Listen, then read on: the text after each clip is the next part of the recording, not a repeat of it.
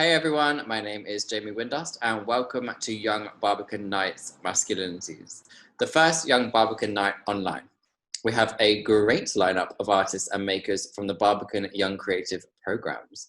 We also have Voicebox joining us, who do great work exploring masculinity and mental health. And then to finish off, we will be chatting about masculinity and digesting views on gender representation in the fashion industry. We are super excited to be able to share this with you online and at home.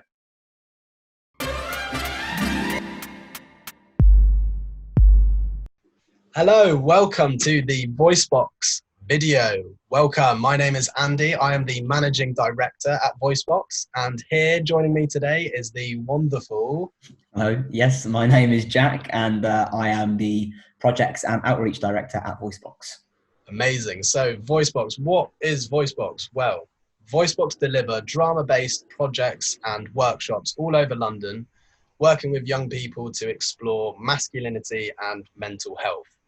And naturally within these sessions, we end up exploring themes like feminism, we talk about the LGBTQ+ community, we talk about relationships, well-being, bullying, and all sorts of amazing conversations.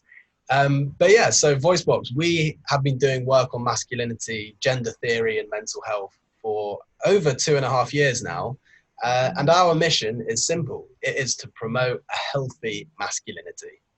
Yeah, 100% Andy. And you're probably thinking, why are we speaking to you today? So actually, we were very fortunate enough to be invited by the Young Barbican to come talk to you guys about masculinity. So today we're going to be looking at things like, is toxic masculinity a productive phrase? What is a real man? What is a good man? We'll be looking at stereotypes and men's relationship with themselves and the wider community. And finally, how can we begin to promote and celebrate a more positive and a more tender masculinity? Beautiful. Yeah, and this conversation actually started recently. We began a mini kind of social media campaign on the Barbican's Instagram, which some of you might have seen and some of you might have engaged with. And if you did, your answers are going to be central to our conversation today. But if you didn't, don't worry. You can still get involved using the hashtag Young Barbican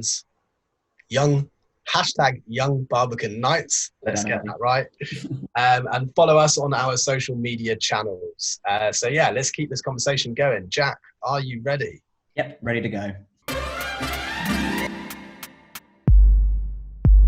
Okay, so today's conversation is going to be about good man versus real man.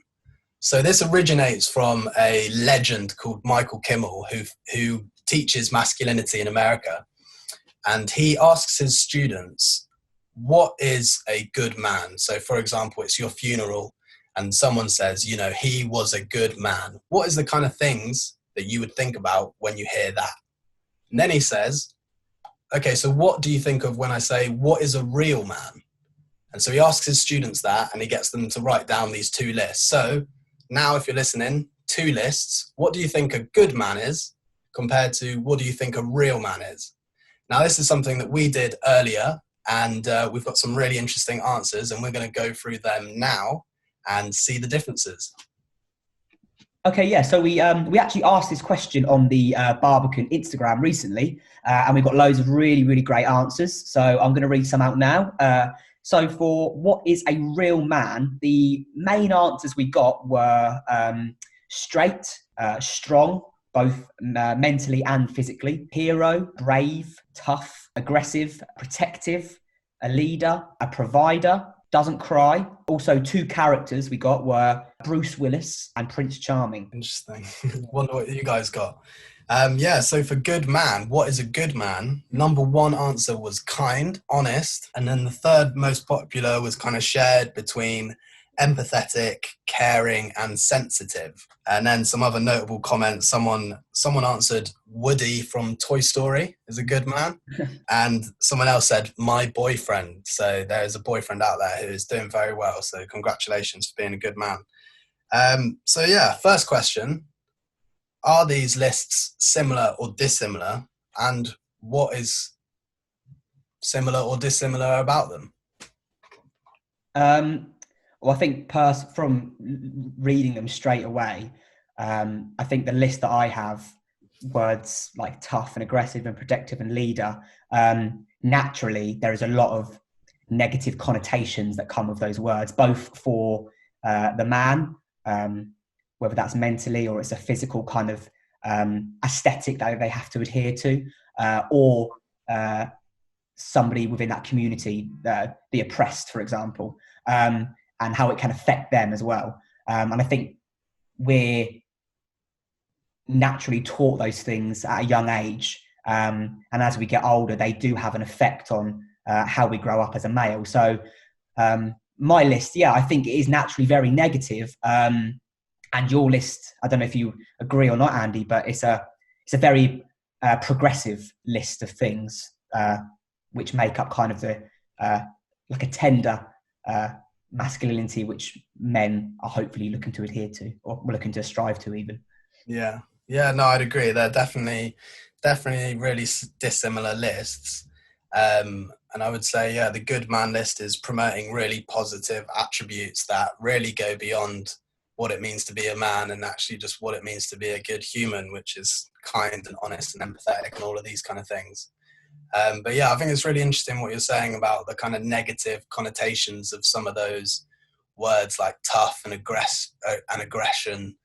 And I think it's really important to point out that it's the way in which those messages of what is a real man is taught to us that makes them have those negative connotations. So I think we would both agree that being tough is actually a really positive thing in a lot of circumstances, but actually the way in which that message is taught to us makes it have these kind of negative connotations in terms of like, how do we see toughness in the media?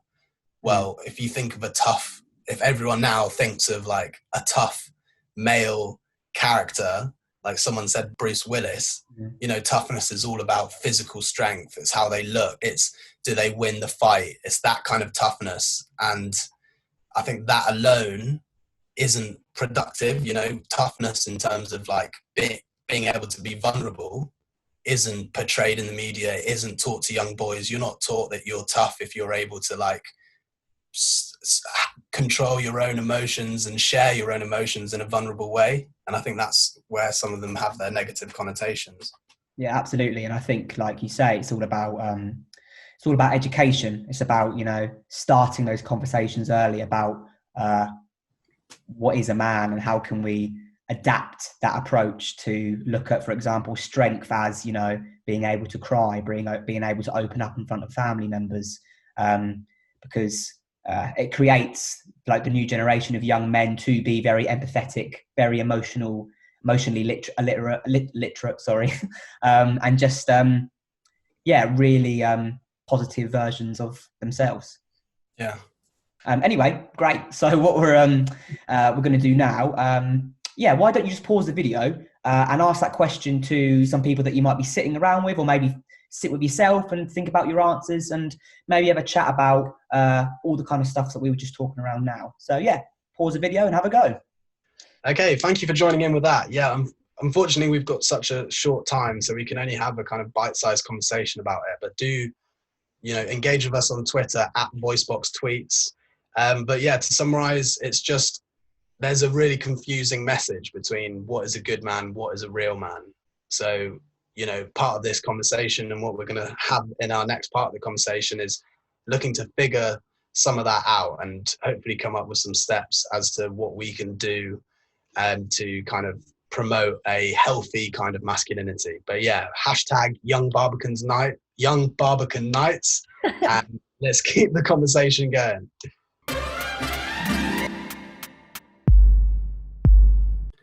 Okay, so we just looked at what it means to be a man and some of those ideas, but now we're going to look at how we see masculinity in others and how we kind of project stories about masculinity based on what we see.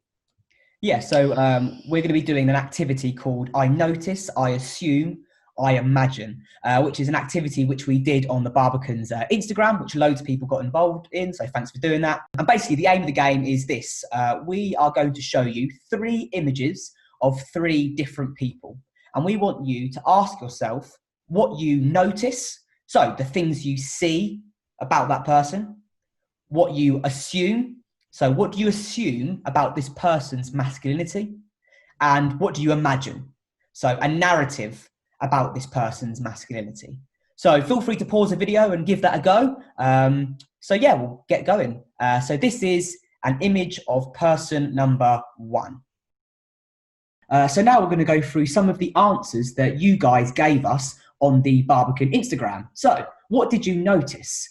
Grey eyebrows, glossy lips, great cheekbones, a good jawline, a feminine, beautiful man, open mouth, someone looking in a mirror. What did you guys assume? That this person was a drag queen, they are creative, effeminate, they're gay, they're a model, they're an actor, and they are homosexual. And what did you guys imagine? So you imagine that this person's in a small, hot, sweaty club, and it's the moment of calm before the storm. They're just about to perform. This person is about to paint their face and do some sickening vogue on stage, and they are getting ready for a concert. So what did you guys think for person number 2? For I notice, we have a suit, newspaper, gentleman's club, a sad man. He looks pained. A man wearing a dark suit, relaxed posture, a bored man. I assume we have privilege, wealth and privilege. He's reserved. He's wealthy but unhappy. He's pained. He is unhappy in his work and unfulfilled in his life. Old values. Interesting. And lastly, for I imagine, we have he works hard, smokes, and is very stressed. He's got some problems, perhaps unhappy. He looks very pained. He's a rich banker who puts too much on himself and into his career. He's a Tory. He's sexist. He's an asshole. He's very lonely. He's bored. Okay, so let's move on to person number 3. Your answers for image number 3. So what did you notice? The hair, the amazing curly hair, muscles, big bulging arms, a black man crouching, and a possibly naked man. For assume, you've put power. This man is sexy. I assume we would have a good time. He's a great dancer. He's a dancer. Sincerity. And for imagine, you guys have put he is artistic. He is a dancer. He's actually quite shy. He gets paid a lot of money for the job that he does. And he's a powerful modern dancer or an interpretive dancer. So yeah, those were the answers that you guys put for person number 3. And now we're going to ask some quick questions about why we maybe did this activity. So thank you so much for joining in. Okay, some interesting comments there. So let's dive straight into it. What did you think? What was the kind of general vibe for each image? So I think overall the general vibe for number 1 was very positive. I thought image number 2 was actually quite negative comments. Image number 3 just back to some really positive comments. Yeah, it's really interesting. I think it'd be really interesting to see the feedback kind of comments if we had done if we had access to a completely different audience. Yeah. For example, like image number 1, like a lot of people were saying that this is someone who's queer or this is someone who's gay, and it was then a lot of like positive comments about that person. But we know that queer people and like drag performers get a lot of abuse. Mm-hmm. So yeah, it'd just be interesting to see a completely different audience for those 3 images in particular. Like image number 2, for example, in a completely different audience might have been seen as the kind of positive, like image of success, image of I've made it if I've got this kind of suit and this, I'm hanging out in this room, and so yeah, I thought that was quite interesting, isn't it? It's like the ideal, like what is the ideal masculinity within these different environments? I think it's I'll be like you said, I'd be interested to see how that changes. Based on where I think this idea of masculinity, and I think within the kind of theatre scene there is a slightly different idea of like the performer and being quite sensitive and kind of in touch with your emotions and things. But yeah, I think you know, if we kind of separate that and think about the bigger picture, like back to the earlier question of what is a real man, I think for me personally, generally the image that is put to us as the idea of a real man is image number 2. Yeah. So yeah, but I think looking at the comments again, like it's just interesting that across the board, the stories that people were coming up with were just really similar for all 3 images. Yeah. And yeah, I guess that just kind of tells us that we do have a set idea of what, you know, what people are based on how they look and what stories people have, and we have labels for people regardless of what we might think is positive or negative. Like image number 1, even though we've said that it's been quite positive feedback, there were still labels that existed within that, like because they were a performer, they were, you know, a lot of people were saying that they were effeminate. Yeah. So there were still labels even within that. Absolutely. I guess what we want to sort of avoid is actually, you know, or question is how productive is these labels and boxing people. And I guess this exercise just highlights that for us all to see and to think about even more. Yeah, and it's also important that we begin to kind of promote different kinds of masculinities, and be aware of what kind of masculinities we are promoting and projecting onto other people. Okay, and then next, we're going to have a discussion about, well, I won't tell you what it's about, you'll have to stay tuned, but yeah, we're going to have a discussion with a guest speaker, so looking forward to that. Yeah, and as always, please make sure that you're engaging with us on Twitter, which is @Voicebox Tweets. We'd love to hear your thoughts on these activities that we've been doing. So yeah, please, let's carry on this conversation. And also, do not forget to hashtag Young Barbican Nights. And yeah, we'll move on to the next activity.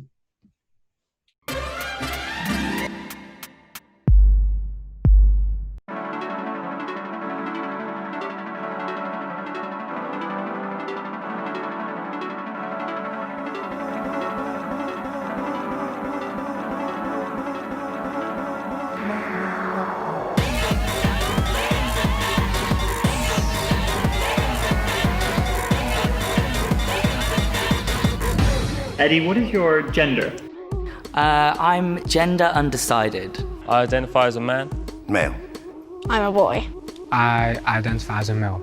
I'm male, I guess. Yeah, it's been a long journey and it's certainly not over. And as time's gone on, I've realised I've actually rejected a lot of my masculine privilege and I'm not comfortable with being a man, necessarily. I like gender undecided because I haven't made a decision. Sometimes I like to dress up as a bloke, but there are times when I like to be more female. I mean, I was called Sir at the airport, but we move.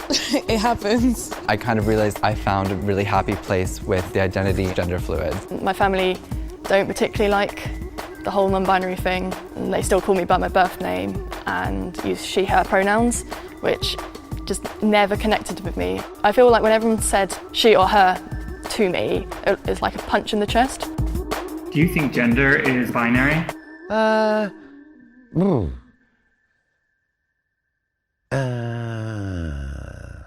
Yes, I think I probably do. I mean, I don't mind with, I don't have any problem with the transgenders and all the rest of it, but I think you're probably one or the other. On one hand, I want to say yes, because like growing up, like this is what you're taught, right? But then nowadays you're like unlearning the things that you've learned. What would you think if you saw a boy on the street wearing a dress? I would think it's totally normal because they can wear what they want. There's even a book called The Boy in the Dress.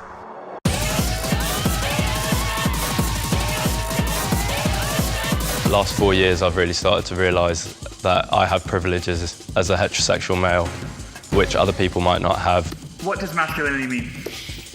If you ask like my parents, they'd probably say sort of the mainstream, muscles, beard, good with their hands, that sort of shit. I feel like it's just yourself. Like, if you say, oh, I'm masculine, then whatever that means to you, then that means to you. It just means that you're yourself. What does it mean to be a good man? People say, oh, he's a good man. And I always think to myself that that means probably honest, honourable, brave, loyal. I think it means to like be certain in your actions and have a certain like sense of purpose. A good man is an ally to females and marginalised genders, period.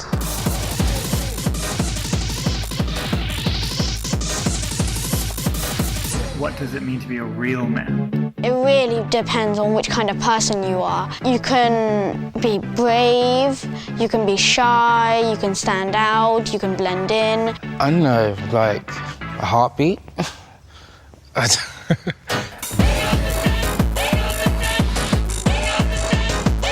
How do you define toxic masculinity? I suppose being like kind of overly egotistical, like dick-swinging alpha male. Where your idea of what being a man is and what masculinity is, you enforce it on other people.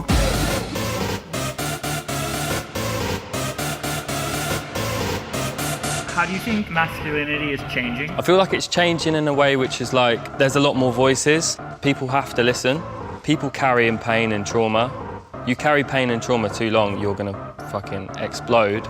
A lot of people want very straight and strict definitions of everything in life, and I think there is no like fixed answer or anything. There should be more to do to help people that are going through things, because I think a lot of men kind of close it all up, and kind of the image of boys don't cry and stuff like that is quite detrimental to people. Listen to the kids, listen to the youth, because I think the youth have got something really interesting to say. What you want to be, it doesn't matter about what anybody else thinks. Just be yourself.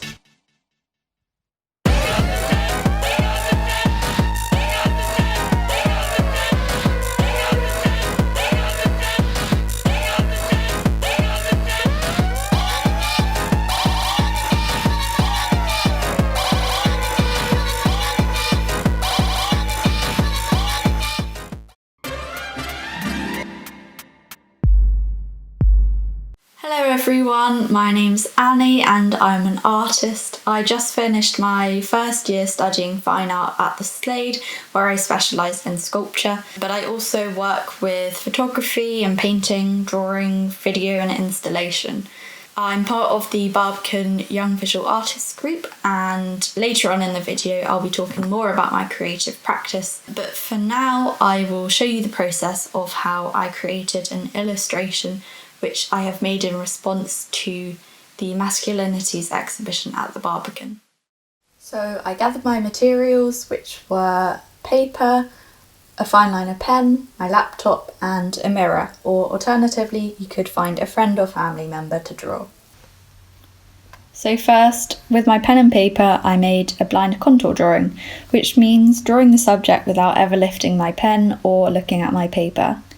I usually start with one of the eyes and move on to the next closest facial feature before tackling the shoulders and hair. The key here is to be quite loose with your marks and not worry too much about the result. Although these drawings don't necessarily achieve a true likeness to the person, they can be amusing to see what your eye has translated, and it's always a fun exercise to warm up with. I've often done this before I start my portraits and other illustrations.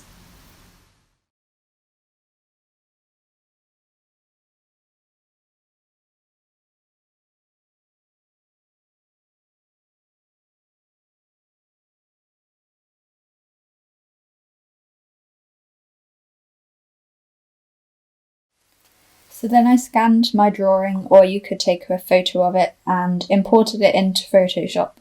On a separate layer I used the brush tool with a brush size a bit thicker than the original line drawing and traced each line. Depending on the drawing, you don't have to be so careful with following every line. The great thing about working digitally though is you can easily undo it if it goes wrong. I did use a drawing tablet for this, but it could also be done without, and you could use an iPad or something as well.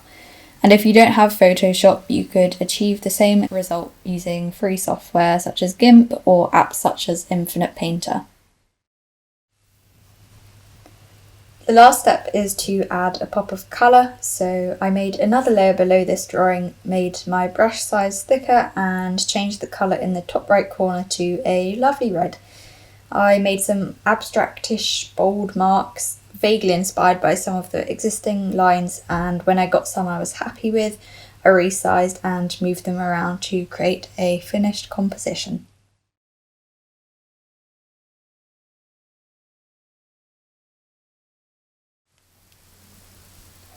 I enjoyed creating this illustration as it helped me to loosen up my mark making, and it was also a nice change from my usual portraiture work where I use more traditional materials like oil and canvas. But aside from portraits, my other work is still inspired by people and my relationship with or my interactions with them. It doesn't matter what materials I use or how polished the work looks. I just like making the artwork because it's a tool for me to, I guess, arrange or wrap my head around my own thoughts and sort of explore my relationship with the world without necessarily having to fully grasp or understand it. The work I make involves the everyday, whether it's fragmentary moments in time, fleeting memories, or even just mundane parts of our surroundings. I like to focus on universal experiences or emotions or feelings such as joy or longing or pain. Recently, I've been looking at memories of my own childhood and trying to pinpoint the emotions that arise from the sense of nostalgia. I began by remaking the things from my childhood, such as the food that I ate, or the ways that I made art. People's reactions to this were really interesting. There was a kind of fondness that they had when they reminisced about their own experiences they had as a child or even having a child. And although not everyone could relate to the specific foods that I ate, I think everyone could relate to the emotions or feelings that arose from it, and I really liked exploring that. Initially, creating work during lockdown was hard for a variety of reasons, but specifically because I feel like I was forcing myself to create and be productive. I think my process now has become much more intuitive. Instead of forcing creativity, my brain just works at the pace it wants to work at, and I make kind of small and quiet works responding to my environment, basically just when I get bored of Netflix. For example, as I'm back in my childhood bedroom, I made a print of my almost blank white wall. It's got residue from blue tack left over from the days where I covered it in film photos. If I had any advice for a young creative for how to make work, I would say to definitely take a break when you can and try new things. I've been trying out CAD for the first time using a free website called Tinkercad. I've been making my own paper from packaging that would have otherwise been thrown away, and I'm attempting to grow some beetroot. I've learnt that not everything has to come from an art gallery for you to feel inspired. Random scribbles in your notes can be equally as valuable. And not every artwork has to be made with oil paint or professional editing software for it to be successful. A pen and paper will do just fine. And back to my illustration, you don't even need to be looking at the paper. Thank you for watching. To check out more of my work, you can follow me on Instagram at annieannabella.art, or you can go to my website annabellalee.co.uk.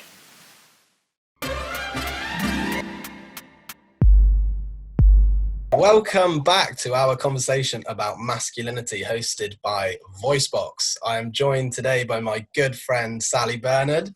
Sally, how are you? Very well, thanks, Andy. How are you? Yeah, I'm doing quite well today. Thank you for asking. To let you know about Sally, Sally identifies as a bisexual woman. She is from the north, loves pies, and is a whole city fan. Does that describe you pretty well? Pretty much, yeah. I mean, it's sad, the whole city fan part at the moment, but, you know, we'll scoot on past that. Yeah, tough times. But, we'll move on. So if you've just joined us, before Sally was with me, myself and Jack were talking about kind of what it means to be a man, and looking at the kind of confusing and conflicting messages between what we are taught is a good man compared with what we are taught is a real man, and kind of identifying those differences. And then we looked at stereotypes and labels. So please, if you missed those bits, rewind the video and take a little look. And yeah, just get involved with the conversation. On Twitter, we are at Voicebox Tweets, and make sure to use the hashtag Young Barbican Nights. Okay, anyway, so we are now going to talk about the impact of kind of real man culture and this idea of manning up, what some people will refer to as kind of toxic masculinity. And yeah, the impact of this on men and also other members of society. So yeah, before I get to my first question, I'm just going to establish a kind of common ground so that we're all on the same page. And yeah, so when I talk about kind of toxic masculinity or non-tender masculinity, I am referring to things like the expectation that men should be physically strong and kind of dominant over others, that men should accept violence as a way of kind of dealing with situations, and that all men should be heterosexual, they shouldn't be feminine, they should take charge, suppress weakness, not be vulnerable, take risks, and kind of talk and walk like a man, in the sense of having broad shoulders and a deep voice. So, thinking about that list, Sally, here comes my first question. Can you think of an example of toxic masculinity or non-tender masculinity being acted out, and how that might have affected you or others? Thanks, Andy. Great question. I think something that is like the topic of masculinity is something that's like really prevalent in the LGBTQIA community.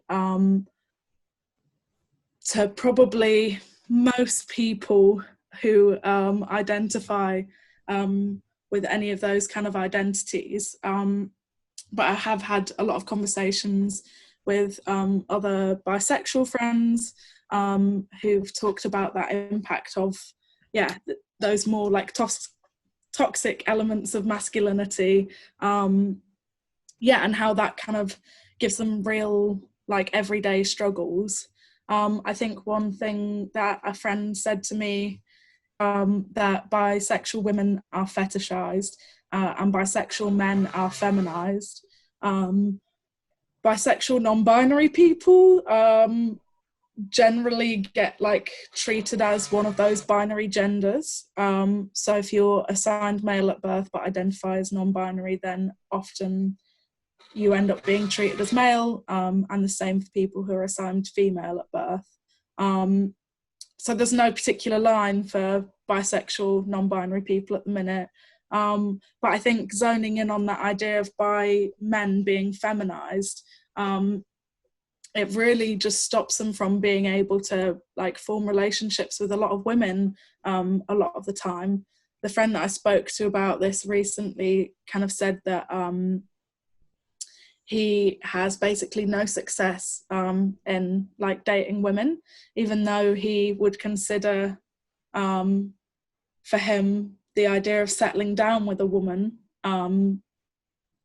more long term. He just can't seem to find women that want to date him as a bisexual man, and often just gets like told that he's gay or mistaken for being gay. Which is something that I think is a problem outside the community and also inside the community, I guess their existence, their identity as kind of being bisexual goes against this rigid idea of what it is to be masculine. And that, one of the main things about being masculine is being heterosexual. And so they're going against that. So I think, to in relation to this kind of toxic masculinity culture, it's like, they're being,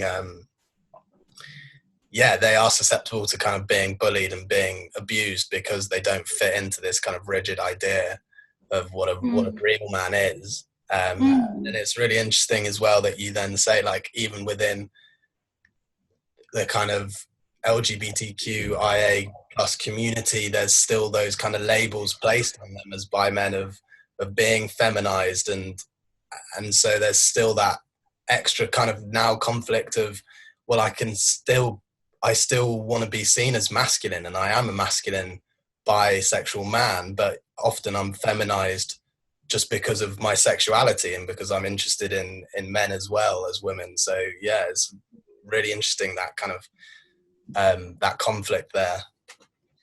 Yeah, for sure. And like another thing that is like quite concerning is the danger that can come from non-men assimilating to masculine qualities. So a lot of lesbian and bisexual women or non-binary people will often find that they want to kind of like broaden their scope of how they express both like gender or sexuality in that space. And though it's really fun, it's really great, like for me it's a really like joyful, playful thing, being able to kind of like mix and match feminine, masculine qualities and really like take that for what I want to enjoy dependent on which day I wake up. Like also it is like very scary to do so, and men feel threatened by women who are doing so. There's a really great like comedy show by Hannah Gadsby called Nanette, where she talks about being at a bus stop, chatting to a woman. The man with the woman thought that she was a man hitting on the woman until she said, no, like that's not the deal. Also, I'm a woman. And for a second thinking that she was out of the crap, basically. And him kind of feeling like, oh, okay, well, she's a woman. And then realizing, oh, she's a butch woman who look that differently from how men do, and felt threatened by the fact that, you know, she replicated a lot of the things that he wants for himself and basically ended up getting beaten up for it. And so I think though it is like really like exciting and fun and great, I do also have in the back of my mind, like when I'm walking down the street presenting as particularly masculine, that I will face backlash from that. I mean, I like when I used to play football and I would run home from football, I used to get called a dyke all the time anyway. But you know, like I think the physical like threat of violence is something that is like always in the back of a lot of queer women and a lot of queer trans people's minds. Yeah, and it's this idea of this kind of, people will have heard the phrase fragile masculinity, and it is this so fragile that it's like any kind of expression from somebody who doesn't fit this really specific, rigid, exclusive mold of what we are kind of taught to be a man, then like abuse and just abuse towards that person is like a massive consequence of kind of going against the grain of what we're taught to be a man. Well, you kind of like made me think a little bit there when you were saying like the impact on the people who are like victims of that violence is really bad, but also the impact on the men themselves who are like perpetuating that violence is really bad. Because okay, like I wouldn't agree with it, but like having those feelings is something that happens whether you think it's right or wrong or not. If you have those feelings of like fear or like hatred towards people who are assimilating masculinity without being a man, like I don't personally understand it, but I know like it's just a thing that happens. Okay, like I'm not going to put a stop to it by clicking my fingers and saying like stop being misogynistic, transphobic, whatever I see that as. But like if you have those feelings, like talking it out with someone, like trying to explore and express that, like seeking some kind of like therapy or help for that or something, you know, if you do find that those views are eating away at you to the point where you're going to physically be violent or aggressive towards other people, then, you know, you do need to start taking better care of your mental health and thinking about, why does it feel like such a threat to me personally? I think that's something important to, like, for people who have those feelings to reflect on. Yeah, exactly. I think, you touched on it really well. And I think because that list that we started the conversation with, they're so just unnatural. Like we have to, as soon as you know, you kind of have to try to do these things, you know that it is socially prescribed. It's something that you're aiming towards. And if you're aiming towards it, then it's not something natural. And therefore, because we have this rigid list that, and I can speak from like my point of view growing up as a man, trying to constantly tick all of these boxes, it's just unattainable and you can't do it. And so you're constantly putting on this mask, trying to live up to these things. No one will ever live up to it. Yeah, exactly. Like you're going to have a society of young men really struggling, and everyone in the same boat, not realising that everyone's in the same boat. Yeah.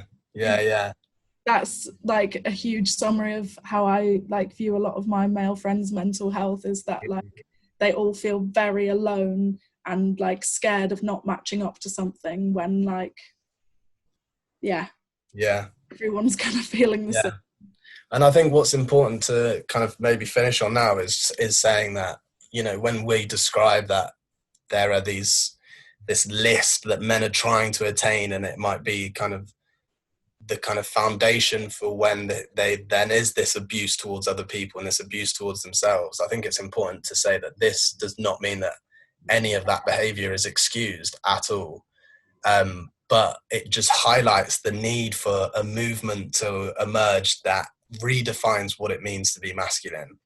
And I think like we also touched on earlier, being a good human is ultimately the end goal. But I think part of getting there is deconstructing these kind of toxic masculinity expectations that we have and replacing it with something that is healthy, a healthy masculinity. So, and if you're struggling with that, like if you spot instances where you see tender masculinity and you think that's something I aspire to, I still see masculinity there, but it's in a way that like fits with me better. Like make a list for yourself of all the instances that you see of men interacting in a way that you would like for yourself, and like think about how you can replicate that in your own life.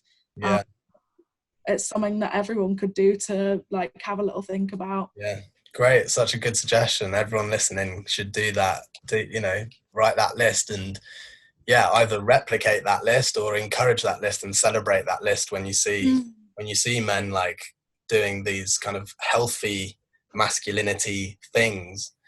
Then let's like continue to promote that.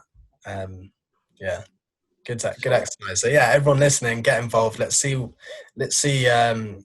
thoughts. I want to know what you guys think of the conversation that we just had. Remember, we are at Voicebox Tweets and use hashtag Young Barbican Nights. But thank you so much for this conversation, Sally. It's been amazing. I wish we could talk for more about it. I hope you've had a good time too. Yeah, it's been a great time. Thanks for all the fun. I would love to discuss more at any point. Love it. All right, so people get involved, but until next time.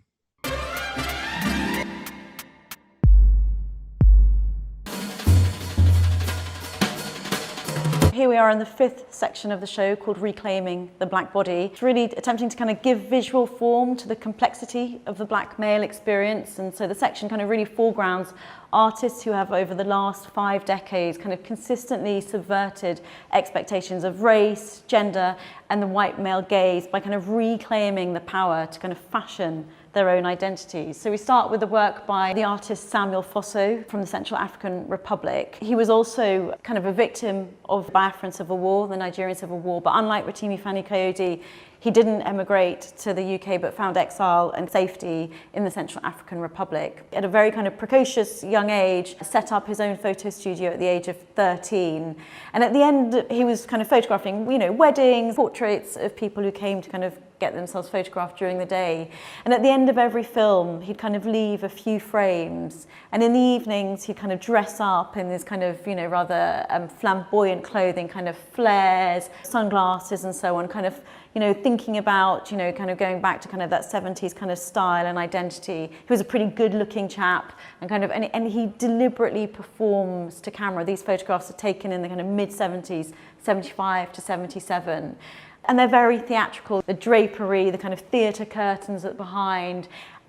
And it's what's so interesting about these photographs is that he took them for himself. They weren't seen by the public until the mid-1990s. So the question is, well, who was he taking these photographs for? And clearly he's taking them for himself. And interestingly, at the time, the Central African Republic is governed by an autocratic dictator who kind of banned the wearing of kind of Western clothing. So by sporting these kind of flamboyant, these flares and platform boots and so on, it's also kind of a political gesture and that he's defying the regime of what he's been allowed to do.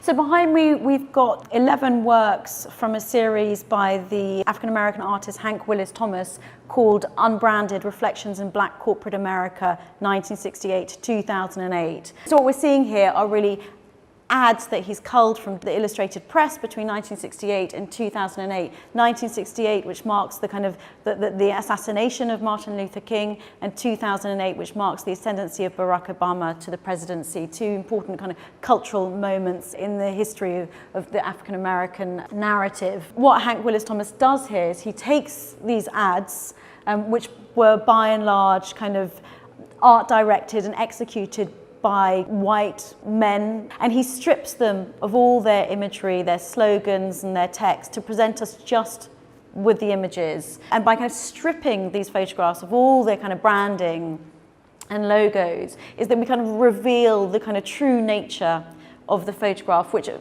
various times either kind of reinforce cultural stereotypes, but also point to the kind of commodification of the African-American experience as a kind of middle class emerges out of the kind of civil rights movement. So there's a work here made in the late 70s where we have this kind of African-American male flanked by these two white women. And here he's seen as a kind of a sexual predator. And very often the African-American male is either seen, in fact, all kind of non-Western males are either seen as kind of sexually charged or warlike. And so this would have been quite a kind of radical and provocative image at the time. But I also want to draw your attention to this work, which is called Smoking Joe Ain't Your Mama, which was an ad from 1978. And it's basically a riff of the trope of Aunt Jemima. Aunt Jemima was an African-American woman said to have come from a slave song that was composed in 1875. And actually the figure in this image is of Joe Frazier. He's wearing the kind of colonial bonnet, which kind of denotes the Aunt Jemima character. And he's sat behind a kind of glass of milk, pancakes with maple syrup and so on, with his fist up. It's kind of seen as variously aggressive, but also as playing to the stereotype. And I think it's really interesting to think about, this kind of gesture of the hand up, not only in 1978, but when we think about the Black Lives Matter movement as well. So there's all these kind of stories around slavery that are embedded into the kind of perception and representation of the African-American male that Hank Willis Thomas is kind of trying to kind of unpick and unravel by taking these ad images and kind of stripping them away.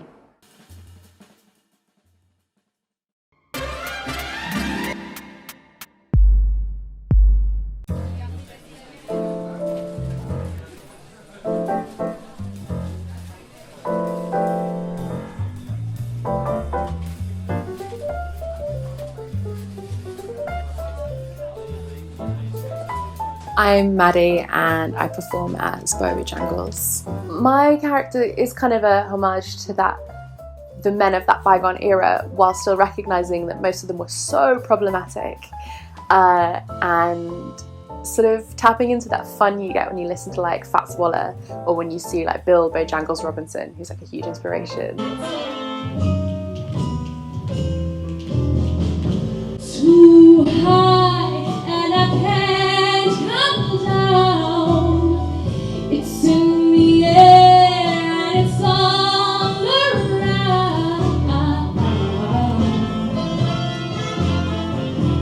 Can you feel me now? The taste of her lips, I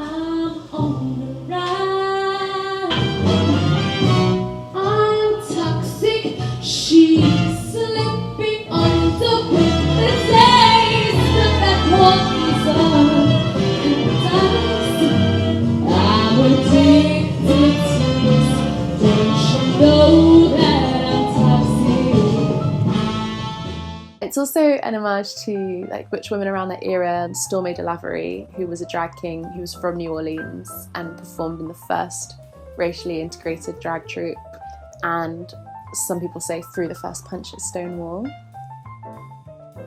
What made me choose 1940s New Orleans is definitely the music and the clothes and the swagger and the aesthetic. It's just really cool, and it's really nice as well to be a character from a bygone era and then use that to sort of hold a mirror up to what's happening today and sort of highlight what has and what hasn't changed. Dating is not always sunshine and roses, okay? I have had to ghost a woman. Sorry, let me provide context, because that's a 1940s thing. Y'all won't know what that means. So,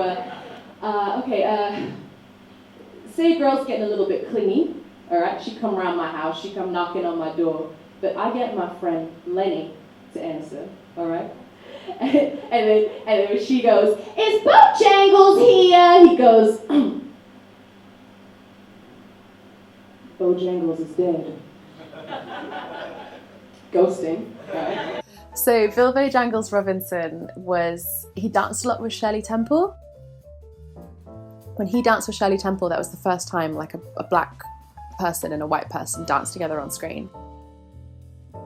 So cabaret does bring people of all different identities together. Cabaret in some ways does have a big, it has almost a surprising lack of diversity in a lot of areas, which is why things like the Cocoa Butter Club, hosted by Sadie Sinner, are so important, because they have all POC lineups. Because sometimes you, as a person of colour and as a drag king, not a drag queen, and as someone who's a woman or assigned female at birth, you can feel like a minority within a minority within a minority, and you're tokenized. So people like, platforms like the Cocoa Butter Club like really allow to just sort of show off the amazing talent that we have, because people are always turning around and saying, well, I would have more diversity, but where are the performers? It's like, well, here we are.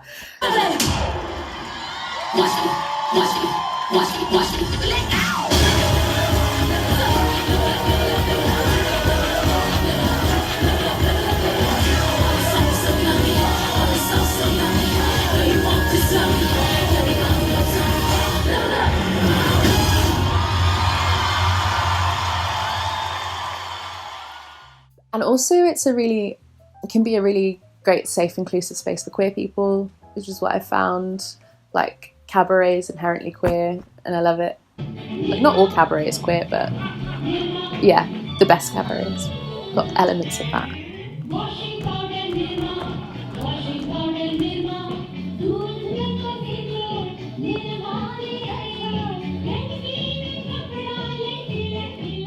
All the time we are losing queer spaces because of a combination of gentrification and, especially spaces dedicated to queer people of colour and queer women and non-binary people, because still a lot of it is ruled over by, the gatriarchy.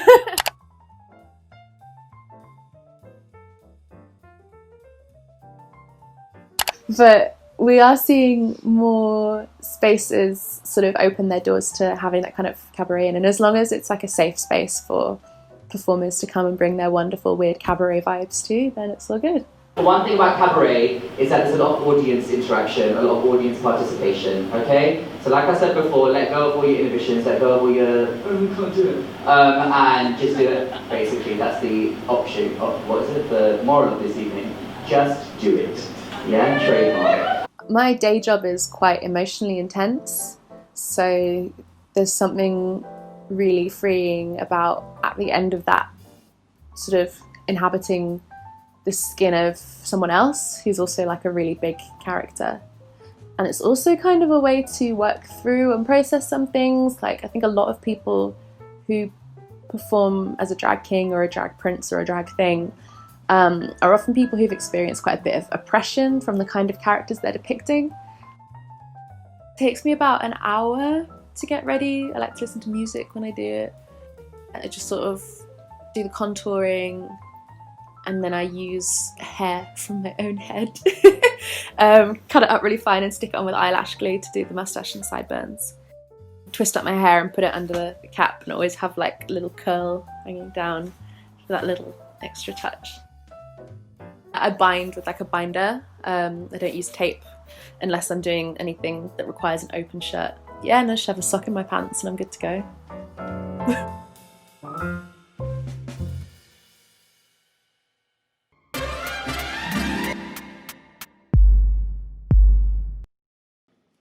This is Untitled Pissing, made in 1995 by Norwegian artist Knut Asdam. It is a silent video which plays a series of 50 to 70 second sequences in a loop lasting 30 minutes, displayed here on a small monitor. The work shows a single colour image of a male crotch.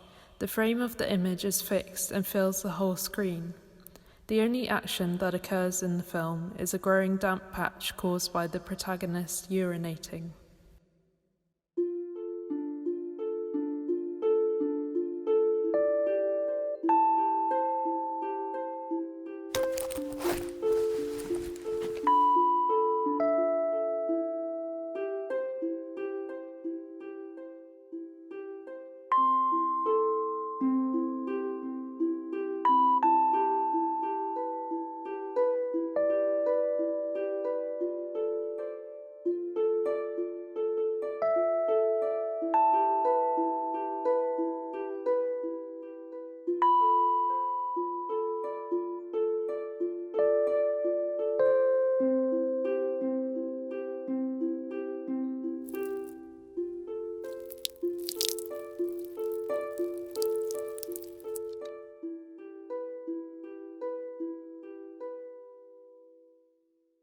Let's move on.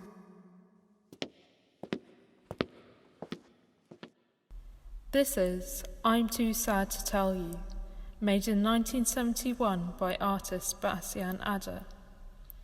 It is a silent film lasting 3 minutes and 18 seconds. Shot on black and white 16mm film, now transferred to digital media, it is here displayed as a wall projection. The work shows the artist weeping uncontrollably in front of the camera, often breathing deeply and wiping his eyes with his hands. Despite the deliberately ambiguous title, critics have speculated that the artist's reason for crying in the film was related to his father, who was executed by the Nazis for harbouring Jews during World War II.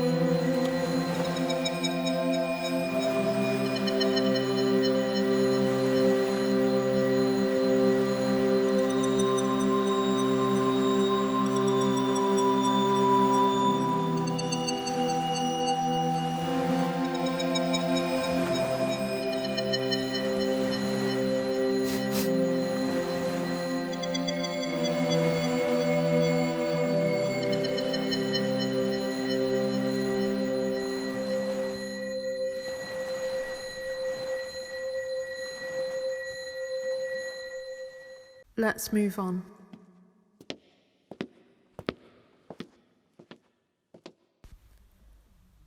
This photograph, titled Forte de Casa, Portugal, May 20th, 2000, is taken from the series Bullfighters, 1994 to 2000, by Rineke Dijkstra. The colour photograph is a portrait of a young man wearing a white shirt, red tie and floral patterned jacket. The boy has short hair, blue eyes and is smiling casually at the camera.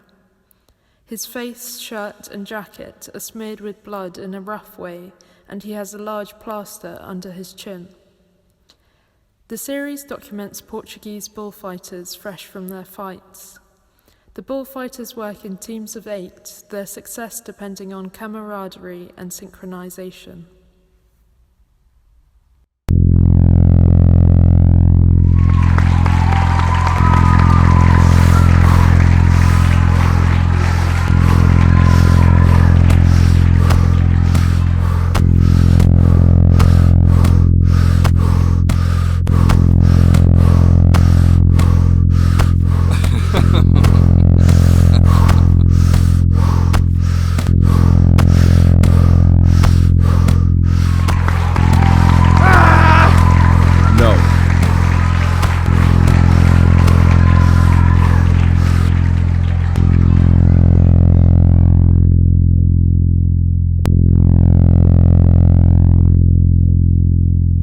Let's move on.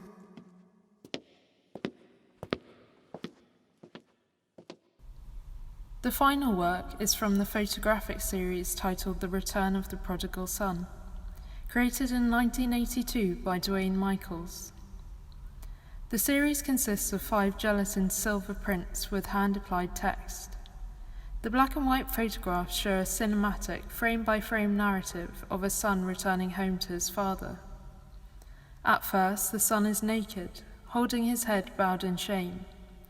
In the subsequent photographs, the father gets up from his newspaper, removes his clothes, and gives them to his son.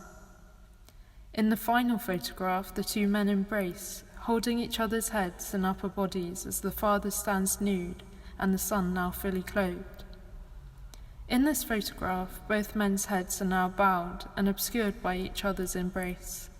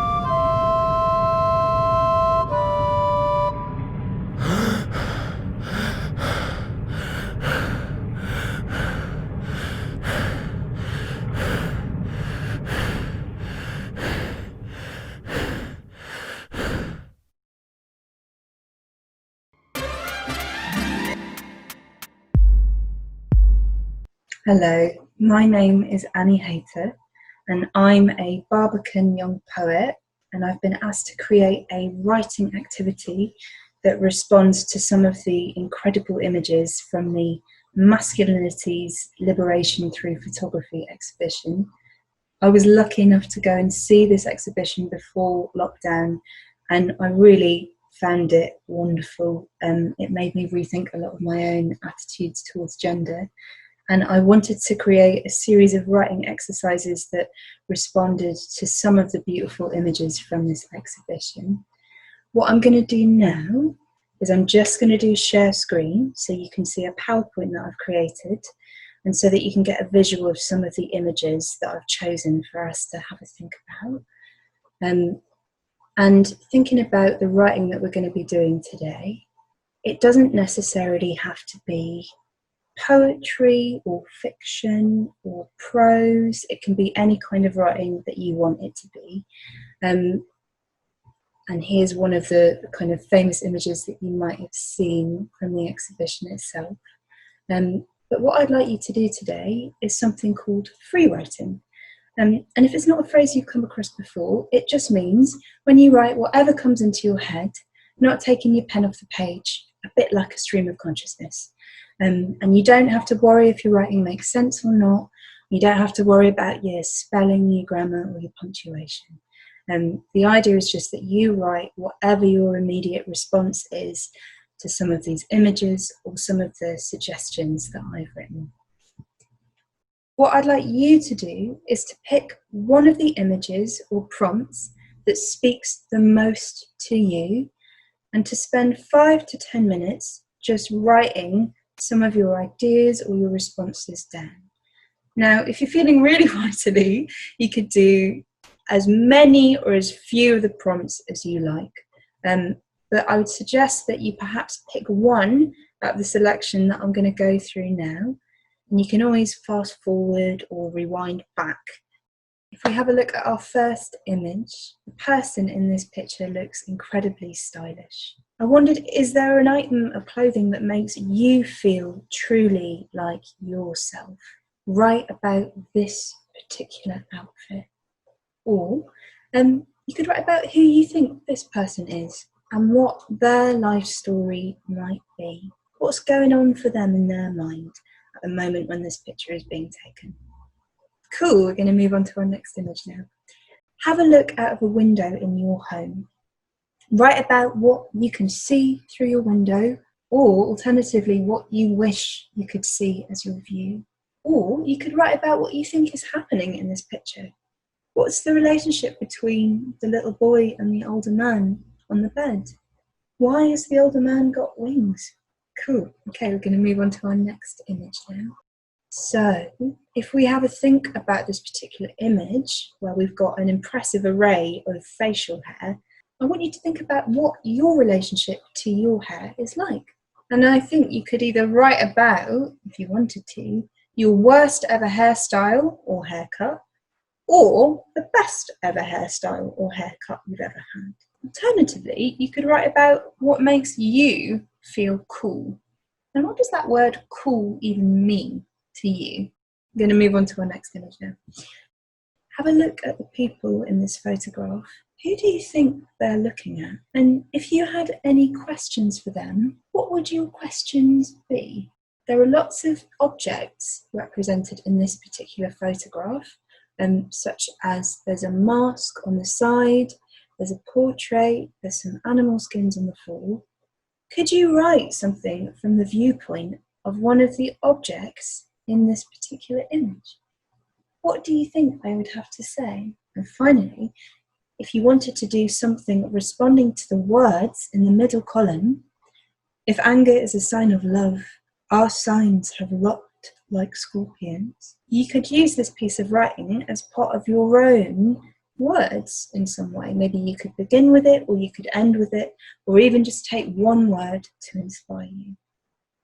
Okay, now this is the end of our images, but this is an opportunity for you to rewind, stop, or pause. Spend 5 to 10 minutes writing something in response. Again, don't worry too much about your spelling, punctuation, and grammar. Just write whatever comes into your mind, and then fast forward back to this point. Now that you've written something, have a think about what you've written and why you wrote it. And when you feel ready to, have a look back over this piece of writing. Now, sometimes, for some people, they really like to edit things in the moment and rewrite them just after they've written them. For other people, they might prefer to take a little time out and leave the particular piece they've written and then come back to it.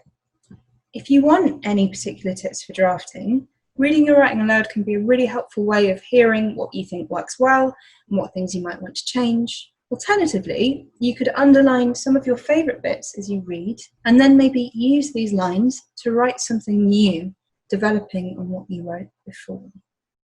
Overall, in this writing exercise, I hope you've thought about the ways in which you can write about anything in response to images. And these don't have to be just images from this exhibition. These could be images in your house. Or you can write about your own daily experiences, no matter how ordinary they might feel to you. You can write about the things outside your window. You can write about your own memories and feelings, and these are all really valuable. Overall, thank you so much for taking part. And this has given you the ability to connect virtually to some of the images that were so beautifully displayed in the Barbican. And I hope this has given you a chance to think about some ways in which you could write and respond to these. All right, bye.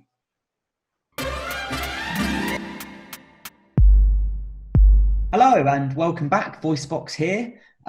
So this is our final section of our segment, so thank you so much for joining in, we really appreciate it. And this is the What's Next section. So this is how do we continue these conversations and how do we continue questioning these rigid structures within society. And one of the main things we do at Voicebox is we offer masculinity workshops to schools and other certain institutions. And one of the workshops we do is a masculinity and well-being workshop.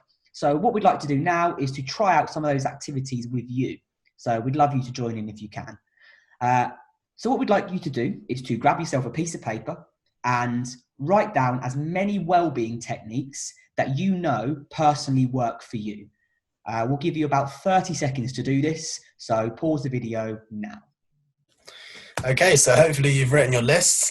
We've written our list, so I'll go first. So I've put playing football, talking to friends, crying, shower, complete a task, often like some kind of outdoor task, exercise, treat myself to something nice to eat, talk to my partner, and turn off my phone. What about you, Jack? What have you got? I put a bath. I put lavender spray on a pillow, which my sister gave me. A run. Get an early night, talk to friends, socialise, go for a walk, ring a family member, having a big hug, and eating some good food. Yeah, some good ones there. I like the smell one. It's, you know, getting all the senses involved. But yeah, I think it would be cool if, you know, for those listening and getting involved, like, we encourage you to, you know, share those techniques with your friends and your family and get them to maybe write a list as well. And also engage with us on Twitter at Voicebox tweets, or on Instagram at voicebox.theatre. You know, let's see your number one wellbeing technique. And if you're talking to friends and family, maybe a new wellbeing technique that you might not have thought about, but you're going to try now. But yeah, I think a lot of those techniques for us anyway were about communicating, and I know that we do. Within our meetings each week, we do some stuff on communicating, don't we? Yeah, so we, I think it's just very important with this kind of exercise that it's about destigmatizing conversations surrounding mental health and, you know, not treating it as the elephant in the room and it being the center of a conversation. So whenever we start a day at Voicebox, we always ask each other how we are, and then that kind of gives us the opportunity to really open up if necessary, or just say we're okay. But yeah, it gives us that chance to speak about something which may be bothering us if necessary. So yeah, we encourage you to do that with your friends, with your male friends, male family members, and yeah, anybody in your life really. Cool, yeah. And so within our kind of coming back to our workshop slightly, so after kind of establishing these well-being techniques, we then kind of begin a conversation around kind of, you know, what expectations about masculinity or what expectations about what it means to be a man can get in the way of having a positive well-being and kind of looking after your own well-being. And so then we have a big sharing of kind of why we think that it is potentially more challenging, or there's different challenges involved for men to be able to speak about their well-being. And then we build a big block of Jenga actually with all of these things written down, and then we kind of knock them all down as a kind of physical expression of breaking down those challenges. So yeah, the young people love doing that. Okay, so as well as promote a healthy masculinity, what else can we do to challenge a toxic masculinity? So here is our quick fire recommendations for doing that. So everyone can begin to think about how you reinforce unhealthy and non-tender masculinity. Start calling people out. So hold your friends accountable for their actions. Establish boundaries. Practice good consent within your friendship groups and within relationships. Celebrate vulnerability. So let's celebrate men who aren't afraid to share their vulnerabilities with the world. Exposure. So expose yourself and expose others to a range of inclusive and diverse media.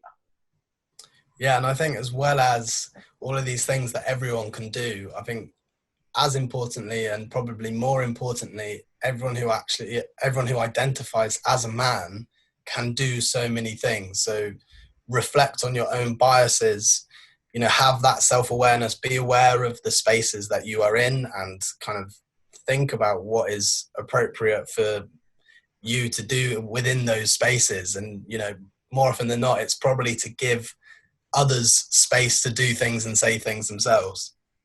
And commit yourself to personal change and challenge yourself, work on yourself, learn about your feelings and kind of how to express your feelings, because for so long that's something that a lot of men haven't been encouraged to do. So work on those things and work how to be able to communicate with people better.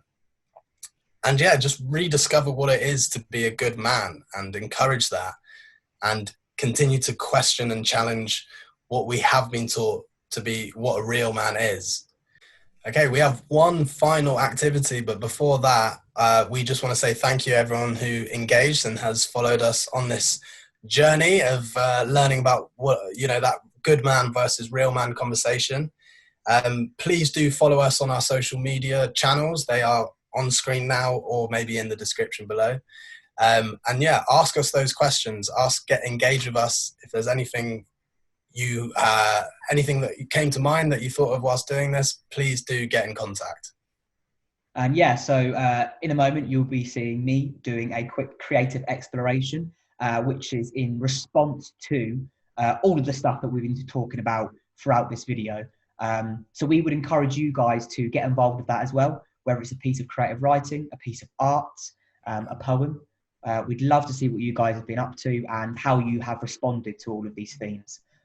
So as ever, hashtag Young Barbican Nights, tag us in all of these brilliant pieces of art. And finally, thank you so much to the Young Barbican and the Barbican for letting us be involved, and hope you see you all soon. Thank you.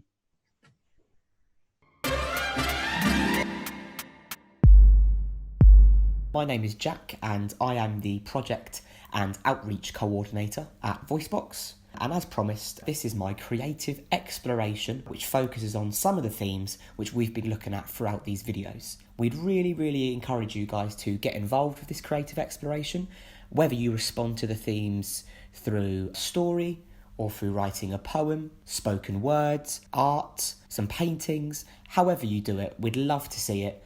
And make sure you're tagging us at Voicebox Tweets on Twitter or on our Instagram at voicebox.theatre, and make sure you use the hashtag Young Barbican Nights. So something that really interested me about our conversation was the idea behind creating a tender masculinity. We live in an era at the moment where toxic traits within masculinity are really overwhelming, and we're all desperate for a healthier and a more nuanced way of, exploring what it means to be a man.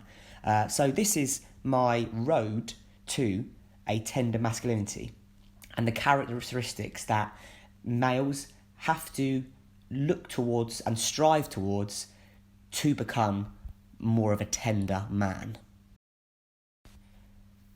So the cars are now being put on the road, and they can't get to the end of the road and get past the stop sign unless we finish our checklist of what makes a tender man. The first one in the list is he invested in all of his relationships and not just the romantic ones? Is he listening to other people? Is he socialising? Is he maintaining and investing in all of these relationships?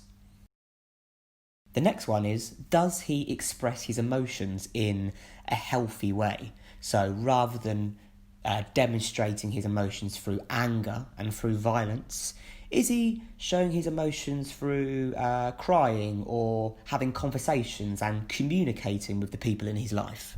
The next one on our checklist is self-awareness a concept that he's comfortable with? Does he have the ability to focus on himself and how his actions, his thoughts, his behaviour may be affecting the people around him and in his life? And does he have the possibility to evaluate himself and manage that behaviour moving forward? And very similar to self-awareness, does he commit to personal growth? Is he happy to make changes to his lifestyle so he isn't affecting the people around him or affecting himself? Yeah, does he have the ability to grow as a tender man? Our penultimate one on the tender man checklist, are boundaries something he is aware of and respects? So is he practicing consent within day-to-day situations, and is he respecting people's personal space and respecting their boundaries? And finally, is he unafraid of male intimacy? For example, can he be affectionate towards a male friend without making a homophobic comment? So yeah, is he unafraid of male intimacy?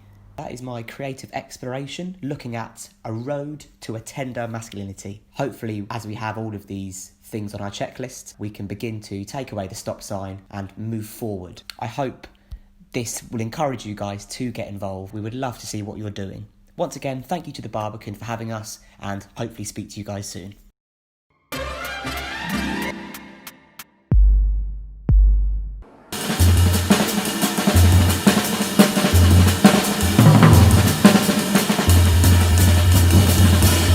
So we're in the final section of the show titled Women on Men, Reversing the Male Gaze. As the second wave feminist movement kind of gained momentum through the 1960s and 70s, kind of female activists sought to kind of expose and critique entrenched ideas about masculinity and to articulate kind of alternative perspectives on gender and representation. And kind of against this background, or kind of motivated by its legacy, the artists gathered here have made men their subject with a kind of radical intention of subverting their power and calling into question that the kind of male is active and the female is passive. So behind me we've got 7 works by the German artist called Marianna Wex. She really only made one major body of work in her life, Let's Take Back Our Space, Female and Male Body Language as a result of patriarchal structures, which was made in 1977. It's a really encyclopedic body of work. We're showing 7 panels out of a total of 250 panels, and they're made up of images that she kind of culls. It's kind of this visual survey of men and women's kind of body language. So what she does is she culls these images from fashion photographs, art history journals, newspapers, photographs of people that she takes on the streets of Hamburg where she was living at the time, and then she constructs them into these rather large panels where you always have the images of women kind of on the lower ladder, and on the top ladder you've got images of men, and underneath you have these kind of exceptions, and at the top other sorts of exceptions. She's a German artist, and again they're accompanied by text in German. And what we see here in this particular photograph are how men sat with their legs spread wide, kind of looking at the kind of how much space men literally claimed compared to women. So women I've seen here kind of sitting with their knees kind of together and literally taking up less space. So it's really a kind of an exercise in compare and contrast as to how men and women occupy space and the kind of body language that we use. And so the whole series, we can see, you know, men with their arms kind of crossed and kind of women with their arms far more open and kind of performing in different ways. There are photographs that she's culled from art history journals which show kind of how statues throughout art history, so representations of masculinity throughout time, kind of also kind of perform these poses, how kind of body language is learnt, how we're expected to fulfill these ways of behaving. Opposite this work, we've got the work of the American artist Laurie Anderson, who's well known not only for her kind of artistic practice, but also for her multimedia installations and her music as well. This is from 1973, titled Fully Automated Nikon, which she made while kind of walking down the kind of Lower East Side in New York, where she lived in the early 70s. And as men kind of wolf whistled to her or catcalled to her as she walked down the street, she would stop with her camera and photograph them. And very often she'd ask to take their photographs, and they would try and perform for for the cameras. They're presented with these kind of very prosaic titles, you know, man with a box and man near fire hydrant. And then alongside it, she records kind of verbatim what they've said to her, and she presents their words alongside their image. She applies a kind of white strip across their eyes, which kind of in the first sense kind of serves to kind of anonymize them, but more importantly kind of strips them of their male gaze altogether, almost kind of stripping them of their power. And this at the point, you know, if we think about kind of Laura Mulvey and the gaze and the power dynamics embedded in who's looking at who.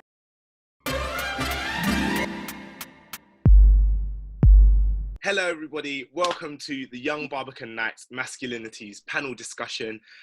Tonight we're going to be talking about the fashion industry, which is one of the biggest industries in the world, undeniably has an impact on how we see ourselves and how we see each other. Fashion can be one of the most freeing forms of expression, but it can also be one of the most limiting and restrictive spaces in regards to gender in particular. So today we're going to be exploring the fashion industry, how it relates to masculinity, and whether it is representative enough and if it's changing or not. My name is Ben Hurst. I'm going to be your host for this evening. I'm the head of facilitation and training at an organisation called the Good Lad Initiative, who work to engage men and boys in gender equality conversations, especially around the topic of masculinities. I'm going to hand over to my panel to introduce themselves because I'm so bad at introductions. So I'm going to start with Jamie. Hello, I am Jamie Windust. I am a writer, soon-to-be author, speaker and model, and I am non-binary, and I work within the fashion and beauty industries to challenge the ways in which they experience and navigate and share LGBTQ+ stories. Hello everyone, I'm Fredi Beard, and I'm one of 4 directors of Voicebox. We deliver workshops in schools and other educational settings, exploring masculinity and male mental health. Hi everyone, I'm Char Ellesse. I'm the founder of an online platform called Girls Will Be Boys, where we explore gender and this question, is it always binary? I'm also a model and public speaker on my experiences as a queer Black woman. Thank you, everyone. I hate introductions. The reason I hate introductions is because I feel like they don't do a good enough job of like telling people who you actually. I feel like that for everybody that's watching this, you can see this and then assume that these people are just like normal people when they're actually not. I don't think any of you really did yourselves justice in expressing how much of like how much you're moving and shaking in the world, but we'll get there. I'm sure we'll unpack it as the conversation goes on. So we're going to start with a question, and I know that I do this kind of work a lot, so having conversations around masculinity, around gender, and one thing that can become really confusing is when we jump like straight into the deep end of the conversation without defining the terms that we're talking about. It can become really confusing, and then about 20 minutes in, you realize you're arguing with someone and you're actually talking about completely different things. So to start off, I'm going to ask you to define what you mean when you're talking about gender. A juicy question to begin with. Right in. For me, gender is a state of, I mean, there's the boring kind of, I call it boring, the boring explanation of the difference between gender and sex. But for me, gender is more of like a plaything. It's something that is fun. It's something that's expressive. It's something that is often forgotten as a source of joy. So for me, when I try and talk about gender, I talk about it as an experience through all of kind of the intersections that we live through in the world and through the institutions that we live through. But I also really like to make sure that I highlight the fact that there is a performance with it, there's a joy with it, there's a frivolity with it, and that it's actually something that is a part of us, but it's not something that we should always have to defend. It's something that we can actually just try and enjoy and almost poke fun at. Right. Yeah, I mean, I think I agree wholeheartedly with all of that, and I particularly agree with the sort of experience of gender, that it is, in my view, something that is in part something that we do sometimes consciously, sometimes unconsciously, in kind of how we move through the world, and also how people relate to us as well, that it can be a cue to how people relate to us depending on their own opinions and experiences, etc. It's a really complicated one because I think there is the textbook definition, but all of us here know that the textbook definition is not really what it is. I think it's one of them where I totally agree with everything that Jen said, and I also think that it's something that's really expressive and that you can use it to express yourself, but it's not all you are at the same time. I feel like explaining gender is being, it just feels like I'm going round and round and round and trying to like sort of pinpoint what it actually is, but I do feel like it's up to you. It's something that is a choice, and I don't think it's something that is necessarily assigned to you. I think that it's something for you to play around with your experience of and your expression of. Right. And I think it's really interesting because you say like when you're trying to define it, you feel like you're going around. And it's almost like gender is something that doesn't really exist. Do you know what I mean? Like in terms of, I think when we're talking about gender, most people in their minds think we're talking about sex, which is like biologically male, female, and very binary, which is weird also because it completely misses out like intersex people, people who don't fall into those two categories like cleanly of hormones and chromosomes and that kind of stuff. But then I think when we're talking about gender, Jamie, you mentioned earlier that it's to do with performance and to do with like expression. And I guess, yeah, I guess that it's a hard thing to define, because in lots of cases it's quite like socially constructed. So depending on where you are in the world and who you're around, it might mean something very different to different people. Jamie, I know that you identify as non-binary. What does that look like for you? I think for me and many non-binary people, kind of gender is something that we often have discussions with ourselves about. It's something that is constantly evolving, and I think I like to think of it as almost like an elevation of gender in the least almost arrogant sense, that it's like we're actually investigating our gender identity all the time, and we're thinking about it a lot more, especially in the way that we express our gender identity. And it's the space, again, like I said before, it's that space of joy. Being non-binary and, you know, being part of any marginalized group or being a marginalized voice is often full of hardship and full of oppression, and often kind of full of you're having to explain. I don't mean this at you, Ben. I mean just like having to explain like what you are to people that actually, when it boils down to it, they don't care. They're just being nosy. So yeah, non-binary, again, in that textbook term, it's kind of neither male nor female. It's an expression that you can present masculine in a masculine manner or in a feminine manner or in however which way you fancy. But for me, it's just a bit of a hoot. And it's true, right? Like also you're not the spokesperson for non-binary people. So what it is to you and what it looks like to you isn't necessarily what it is to everybody who identifies in that way. Which is an important point. So one thing that I want to know, all of you are fashion icons within your own right, and I'm interested in the relationship that you've had to fashion over your life and how that's impacted you. So for me, I know that when I was growing up, I grew up with my mum and my dad in my house and then 3 older sisters. So I was in an environment where I should have had hand-me-downs, but I didn't because I wasn't allowed to wear girls' clothes growing up. And my dad is like super, super functional.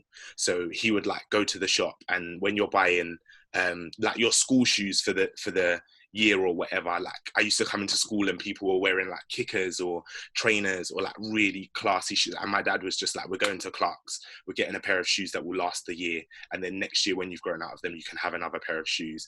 It was like a one pair of trainers a year kind of household, one coat for like 4 years, don't get new stuff, you just buy stuff that's oversized.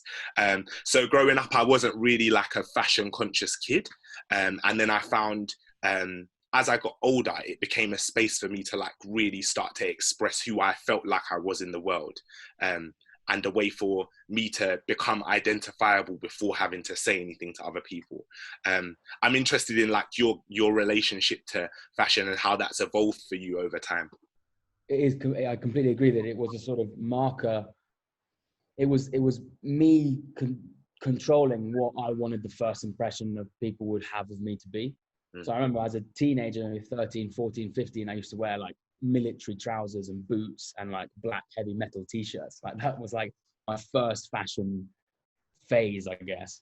And that was a big thing. And that was also tied in with masculinity, of that kind of, I want to present as this tough, hard, scary sort of young man, so that people would kind of leave me alone or whatever. But also nowadays, like, I've put on a nice shirt because I'm doing a panel and I want to look professional, So like, there's also still that little bit of there's definitely a bit where I go, okay, well, what's this going to signal? What's this going to mean? What's it going to say?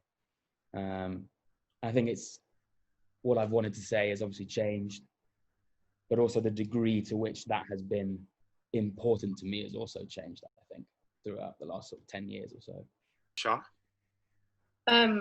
Mine's a bit of an interesting one, I guess. I think for me, it's definitely still, I wanted to send a message out without having to say something.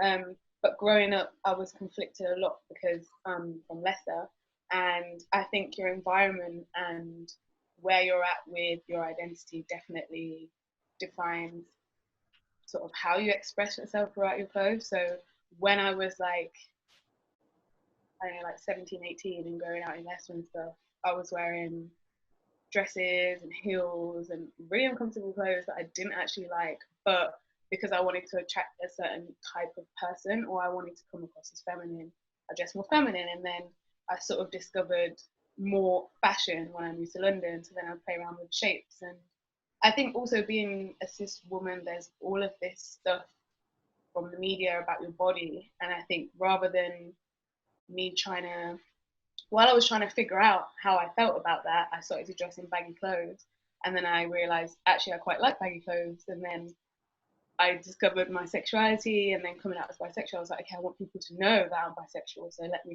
do you know what I mean? I feel like it just keeps on going with whatever is the current message that I want to put at the forefront of my identity. And I think I'm only now learning how to sort of basically allow myself to express a different part of me each day, so I can be feminine one day and masculine the next. Right. So it changes for you from like day to day. Yeah. Okay, cool. Yeah. Amy? I think for me, fashion was the catalyst for me to begin to think about gender in a different way.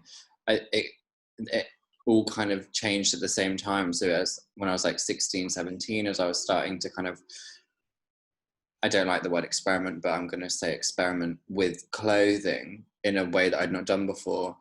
I was also becoming more aware on social media of access to knowledge around gender identity, and they kind of fed into each other. So as I was kind of learning more about trans people and more about this gender nonconformity, I was quite timely at the beginning of a fashion journey that has evolved, and it kind of goes through different stages. Like for the past year or so, it's been in a lot more of a masculine kind of front. Like, I used to be very kind of like very high femme, and now it's kind of more masked.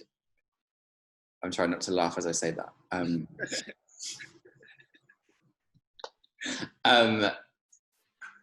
Like it's like a power suit. Like I like to wear clothes that make me feel powerful and I actually quite like to look intimidating. So I will wear like, when people are like, oh, you can't wear that to a meeting, or you can't wear that somewhere. I like to dress powerfully, because often we are often we are seen as people that don't have anything of importance to say. So therefore I would make a statement by being loud to almost break the ice, so that people would then potentially begin to listen to what I'm actually saying. Right. So it's like this is going to be reductive, but it's like a shock value thing. Sometimes, yeah, but especially in like very professional settings. Like I'll walk into like if it's like a very intense meeting with like a group of cis men, I'll just walk in and I'll wear something that I know is gonna make them shocked. Wind them up. Wind them up. Take the mic. Yeah. I feel like I do that, but in a different way. In terms of like I make a conscious decision to always dress casually, because that's how I feel comfortable. So no matter where I'm going, whether it's like consultation with a law firm, or if I'm going to deliver some corporate training at an investment bank or whatever it might be, like I'm turning up in a hoodie because that's what I wear. Like I like wearing hoodies, so that's how I feel comfy. And I think one of the things that's interesting here, one of the things that I really want to delve into, is that I feel like often when we're having these kinds of conversations, especially around the idea of masculinity, there's a lot of subtext. Do you know what I mean? There's a lot of stuff that goes unsaid that we all just agree with or assume to be true. And I'm interested in if we start to pick that stuff apart. Like, I know that some of you have mentioned dressing or your style of dress on any given day, alluding to how you feel. So maybe feeling more masculine, feeling more feminine, wanting to come across as more femme presenting. And I'm interested in like what that is for you as individuals. So what does like, if we take the word masculinity, what does that mean for us? Because I often think of masculinity in opposition to femininity, like masculine, and this is my job, right? So it's weird that like I really struggle. If somebody asks me to define what masculinity is, like my answer is basically not being a woman. And I don't really have like a more robust answer than that. I find it quite hard. But like Jamie, you mentioned dressing in ways that make you feel powerful. And I'm interested like in that idea of what masculinity represents for us when we're talking about dressing, and femininity. What do those things look like for us practically? I think for me, it took me quite a long time to learn to be able to sit within masculinity. I think as someone who is often misgendered or read as male, to then revert in a stylistic way and aesthetically in garments that are traditionally masculine, I had to almost reclaim my transness within that look, because, and it took quite a while.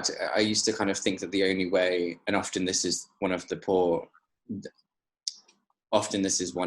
kind of misconceptions of being non-binary, is that it's people who are assigned male at birth presenting femme. And I very much stuck to that kind of, I guess, misconception and rule book, as the irony of that, by presenting high femme, when actually there is no one way to look at it, and you can, if you want to present yourself in a masculine manner, that's fine. But for me, it took just a little bit of kind of adjustment to feel comfortable in myself to appear masculine presenting. But I definitely feel like I've reclaimed kind of power within that now. It doesn't faze me anymore. I don't feel any which way about it. Yeah, that's an interesting point. There's definitely like this perception that for people who are masculine presenting, that their non-binary-ness looks like exploring femininity and a rejection of anything that is masculine, which then it's kind of weird, because it's just bringing us back to the place where like it's like we've created a new standard of rules of like, now this is what men are and this is what women are, or this is how men behave and this is how women behave. And even if you want to flip that or challenge it, you still have to fall into one of those categories. Char, I know that you mentioned like expressing bisexuality through fashion and wanting to express that part of yourself. How does that play out for you? It's really interesting, because I was thinking about when I sort of like came out, it was when I started to wear more suits and feel like really comfortable in wearing suits and stuff. And I was like, why do I feel powerful wearing suits? And then I was kind of like linking it to masculinity, and obviously because of the way that, I don't know, just the patriarchy and everything is that masculinity is power. So then I kind of had this like thing going on where it was like, why don't I feel powerful when I'm femme presenting? And I think that's something that I've been going through the past month. And I spoke about it on my Instagram as well, is that I kind of rejected that because I felt more powerful masculine presenting, because maybe it's because of like what Jamie was saying, like the intimidation thing, and just the word masculinity, and suits are masculine, so therefore, and they're power suits, do you know what I mean? So I think it was, I don't know, it's something that I'm always going back and forth on and trying to figure out, wait, do I feel powerful because I feel powerful, or because someone else is telling me I feel powerful? So And what I think is really important here is that there's an acknowledgement of a journey and a process. Do you know what I mean? It's not a situation where we figured it out now and like we know all of the answers, and so everything we do is like calculated and perfect. It is like if it is expression, that is an art form. Do you know what I mean? And art changes and it evolves over time. So for us to be expressing our identities, which are also constantly changing, and we learn new things about ourselves every day, for that to show up in the ways that we dress, that's always going to look different, and it's always going to be a process of like checking in with yourself and learning that kind of stuff. Fredi, for you, I want to know what would you say is the link between masculinity and fashion? You mentioned earlier, you used the phrase masculinities. I think it is to do with, in part, which of the masculinities you're attempting to be a part of, potentially. So, for me, particularly as a 13, 14, 15-year-old boy, the masculinity that I was trying to sort of adhere to was probably one that gains power through violence and intimidation and those sorts of things. So I think that it is in part it signaling, that there are certain, for example, we're talking about suits and sort of socioeconomic power is sometimes symbolized by suits. That is, that the powerful people in our society wear suits. That is the sort of overarching pattern of it. So I think that it's more of a symbol. I think it's the symbol of kind of what part of masculinity or what masculinity you are signaling that you are living out, that you are doing, that you want to be seen as, I guess. That I think that's a good distinction to make also, in terms of like when we think of people who work in, I guess, positions of power in inverted commas, we're thinking of power suits, we're thinking of people who look sharp. Like in my mind, I always just go to James Bond. I don't know why. I do know why. It's because James Bond was the guy, a terrible guy, but the guy. And I think for me, like when I think of masculinity, particularly in the arts, I see a very different image in my mind. Like my mind almost instantly goes to like ideas of Prince and somebody who flexes those boundaries very regularly and pushes against things like both ways, whether it's hyper masculinity or hyper femininity, doesn't necessarily accept one way of being. Do you think for you as individuals, would you say you feel like there's enough representation of you and your identity? And I know all of us have different identities, like very clearly like different visible identities, but also maybe different invisible identities. So there might be other elements of ourselves that people can't see while they're just watching us on a screen, that we also try to express through the way that we dress. Do you feel like there is a good level of representation for you at the moment? I don't really see, with non-binary identities currently, I think if you look at the social kind of standpoint of trans and non-binary people at the moment we are in a very much a perilous situation legally and in terms of legislation and within the media.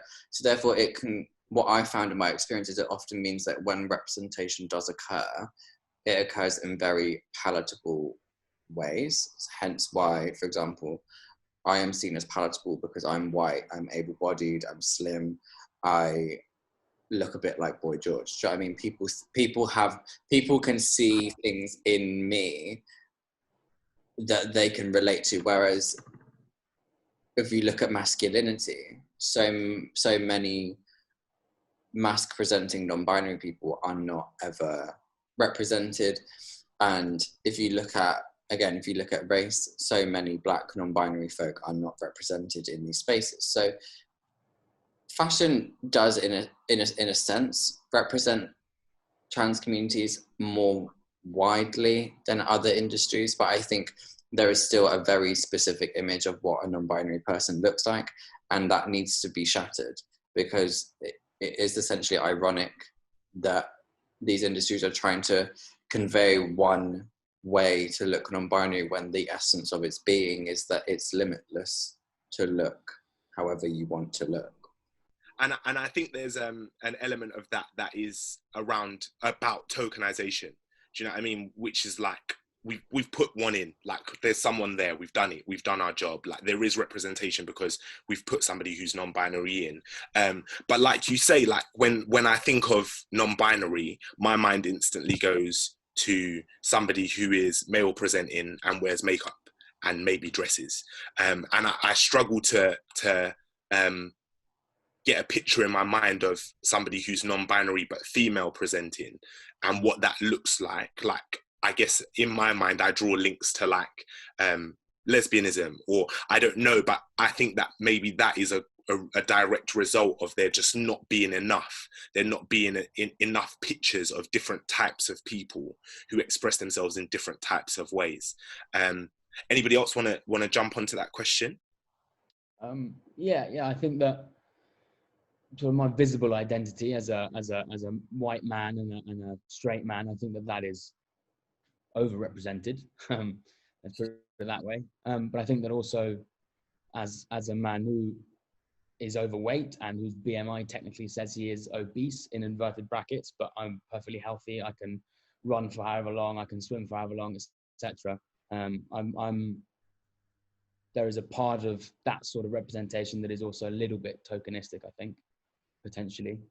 And also as someone who has struggled with my mental health throughout my life, I've never diagnosed mental illness, but has had mental health issues. I think that representations of that sort of experience are also few and far between, and the ones that are there sometimes are quite problematic as well. Yeah, and I think that speaks to this idea of masculinities, which you brought up earlier, right? Where there's not, even for men within the fashion industry, like when I look at fashion, I always feel jealous because I think women have so many more options in regards to like styles of things that they can wear. And a lot of the stuff is a lot cheaper. Fast fashion is a bad thing. But I see a lot of freedom in women's fashion, to express yourselves in different ways. Whereas for men, the options feel a little bit more limited. And also there's a massive problem because there is men's clothing and women's clothing. Do you know what I mean? Like that, even the idea in itself feels redundant, that there's like items of clothing that I can walk into a shop and not look at or not buy for whatever reason. I remember going to TK Maxx with an ex-girlfriend of mine, and she was like, "Oh, you should get this top." And I was like, "It's a women's top. You can't. Like, why would I get that?" But there is no justification as to why I couldn't wear that item of clothing. Do you know what I mean? Char, how does representation play out for you? Obvious, isn't it? Yeah, I think literally just add disabled and trans to the list and I'm like the bottom of the barrel. So I think it's not enough to just have me represent every Black person on panels, or even, it's funny that you say that there's a lot more options for clothing for women, but then we see the same people modeling all of these different kind of options for clothing for women. And it's like, even down to the whole size debate. Obviously now there are more brands that are doing like plus size, but we're still not seeing enough Black plus size or Black queer plus size. Just the list goes on. And I think there's still a lot of tokenism going on, and it's frustrating. But I feel like whenever I am in those positions, then I shout about the fact that this needs to change, so that I'm not like climbing up the ladder to leave everyone at the bottom. Do you know what I mean? I'm climbing up to like throw down the rope and then bring everyone. It feels tiring, doesn't it? Mm-hmm. You just feel, I feel like just a little bit of exhaustion. Do you know what I mean? Like this needs to be better. I guess the question I want to ask is, in your minds, who needs to be held accountable for that? Which I think is a question we often skip. I think that we find it really easy to problematize things. We find it really easy to like poke holes in things and complain about stuff. And there's a lot of stuff to complain about. But if we want to change it, who is accountable for those things changing? Because I also feel like often people will look to yourselves, right? Like as people with influence or people in positions of power in some ways to be the leaders of the change, but I don't necessarily know if that's fair. I'm not sure that it is your responsibility to change that, but we need to identify whose responsibility it is. Who do we think should be held accountable? No, I'm not talking about individuals, obviously, like don't name the brand manager at X brand. So I mean, actually it's Tony. Who do you think? It's hard because it's like the chicken and the egg thing.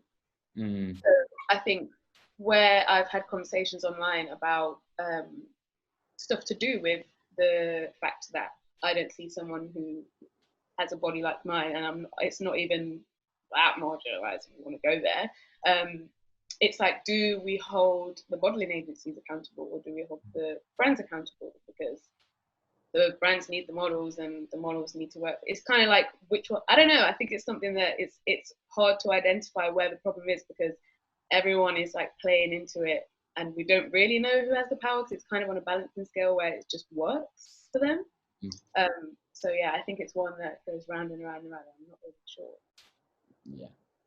Yeah, I agree. I think it's really sticky and complex and kind of, you know, I don't necessarily agree with this argument, but you could make an argument that it's not necessarily responsibility, but that we could change things by, as they say, voting with our feet, you know, and just not buying those kind of things, etc. But I don't know if that's also playing into kind of neoliberal, consumerist ways of exerting power as well. I'm not sure. The easy answer is just, you know, if the government just makes it legislation and does things like that, then that might help. But again, not necessarily responsibility. I think, you know, again, because also as much as a CEO can have the power to change it, it's quite difficult to get to those people and talk to them and etc. I don't really know. Just for the kids, what is neoliberal consumerism? So neoliberalism is the kind of overarching economic but bleeds into political model and way that we do things, which is essentially free market is the best thing for our society and our economy. That the government should have small amounts of input into the way that the market works, and the market is essentially what we buy, and that's the driver of our society. And consumerism is kind of an extension of that. That it's the idea of a society that is driven by consumption of things. Yeah, it's a pretty bleak picture, I guess. Jamie, in terms of accountability, who do you want to call out? You want to fire some shots? Go for it. It's all man. It's all man. To be honest, I say that as a mild joke, but all of the altercations, not physical, that have involved me at work having to, like Char has said, have this kind of chicken and the egg situation, or having to discuss, it's always men. It's always the people at the top that are in these positions.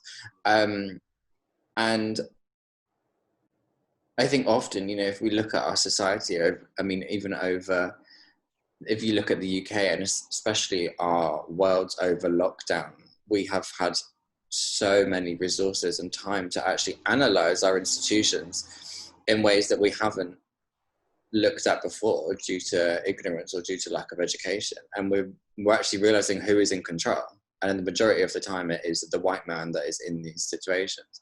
I had a situation during Pride that was just like a really foolish and upsetting time for me working with a brand, and you know, trying to sort that out, sitting on a Zoom call with two men who just aren't listening and they're giving you patter. It's these people that who are actually in the positions. Obviously that's a very specific example, but when you actually look at the power systems above, you don't see the people that they are representing through their campaigns in the positions of power, which is foolish. Yeah, it's almost ironic, isn't it, that like there are certain industries, fashion being one of them, that from the outside looking in, I think it's easy to look at them and think, oh, that's a woman's industry. But the power is still held by men in those positions. And I think maybe that's a more abstract way, or maybe a more insidious way, that masculinity plays into this conversation in terms of like where the power is and who makes the decisions. Because I find it weird that men often also have the power to make decisions about women's bodies, or how women are free to express themselves, or women's healthcare and that kind of stuff. It's a very weird dynamic. I want to ask, maybe to move from this space into a more positive space to kind of get into wrapping up. Is the fashion industry changing in any way, particularly in terms of like gender expression? Is it becoming better? Is it better than it was 5 years ago, 10 years ago? Do you think it's getting worse? I think a lot of industries, like the fashion industry, etc., are kind of windows into society and how parts of our society work. And part of me thinks that these, unfortunately, the pace of change in these industries is the pace of change in society. That when the wider society changes to a level at which something is no longer accepted or is now accepted, that, to me, that's when those industries really make a positive change, because up until that point, they don't have to. They don't. And unfortunately, a lot of them aren't necessarily to do with any goodwill or anything like that. They're just thinking, I think that they just change when they have to. So I think in a long way, yes, but with the rest of society's attitudes as well, I think. Char or Jamie, you want to jump on? Char's like, no, I don't. Because, okay, kind of going off of what Jamie said in their last answer, of that during quarantine we've all kind of had time to like reflect and stuff, and now everyone is kind of seeing that, you know, like white supremacy and stuff is behind like everything, and that is what the whole system is built on. And I feel like now that we're shining like flashlights in all of the big bosses' faces and stuff, and all the racist faces and all that kind of thing, everything is changing. But I feel like that is literally the top of everything. And as soon as like people realize that the fact that the system is built on a white system, everything stems from that. Everything negative that we're talking about, all the marginalization, all the stuff that we're talking about with gender, all the stuff that we're talking about with everything stems from that. And I think because of what's happened, because of the Black Uprising and the fact that people are realizing, oh my God, this is something that we all need to sort of make a change in, I think it is going to have an effect. Might take a bit long, but it's already starting to have an effect where they're looking at who they're hiring, they're looking at who's in their teams, they're looking at who's creating. Do you know what I mean? I feel like there's more focus on a lot more now that people are paying attention to what the system was built on. So I do think it will change, because people don't have a choice now. They're like flipping rabbit caught in headlights. I think it's about 100%, and I think there's if you look at the way the industry is changing, I think it's really frustrating, and I agree with what Freddie said, like the ways in which it doesn't, unfortunately, these companies and these institutions within the industry don't change because they have the intention to change. They change because their consumers have changed, and because their consumers are saying something different or thinking something different. Like an example of that is the fact that many queer designers for years have been saying that men's and women's shows at like London Fashion Week should be integrated, and they've not really made it a blanket statement until this year, but it's only this year because of Corona, for like a different reason, whereas actually it makes complete business sense. It makes sense for queer designers. It makes their lives easier. It normalizes the culture of not having a binary split. Yeah, they've only done it because of a completely separate reason. So I think the change happens, but the change has to come from those within the spaces that have the privilege to shake the table and add more seats around the table, or get people off the table. Do you know what I mean? Sometimes it's about being at that table and being like, actually, I don't need to sit here. Someone else should come in. Their voice is more important. Yeah. And I think one of the difficulties that we find sometimes Voicebox working with masculinity, and I think wider difficulties, is how to get the people at that table, how to kind of convince them, and that stickiness of the balance between taking people off the table and finding allies in the ones who are already there. That balance is a really sticky, really difficult thing to do, and it has been for the last 50 years. I think it's just a really difficult balance to find. Yeah, and I think you're right. I think it is a difficult balance to find. And Jamie, you mentioned that a lot of the changes that we're seeing coming are often coming from a space of convenience rather than a space of conviction to change. Do you know what I mean? Like there's not necessarily a burning fire. But Char, you mentioned white supremacy as a system and like a raise or a rise in people's consciousness and understanding that is a real thing that really exists. And I think those systems across the board, like capitalism and patriarchy and all of those things, as they begin to be exposed more and we start to talk about them more, hopefully it will make it easier for those changes to begin to happen and to start to be implemented. It feels like we're navigating a minefield here, and it feels like this is, every time we take a step, it's like boom, boom. But we're gonna come to a close, and the question I want to ask you to finish is there any power in fashion? And why should we care about it? On a personal level for you, on a wider societal level, why is this something that we should be having a conversation about? In regards to masculinity, in regards to identities, does it matter at all? Why are we talking about it? People being able to express themselves through fashion has saved a lot of people's lives. And I think it's a massive, massive part of who everyone is the way they dress.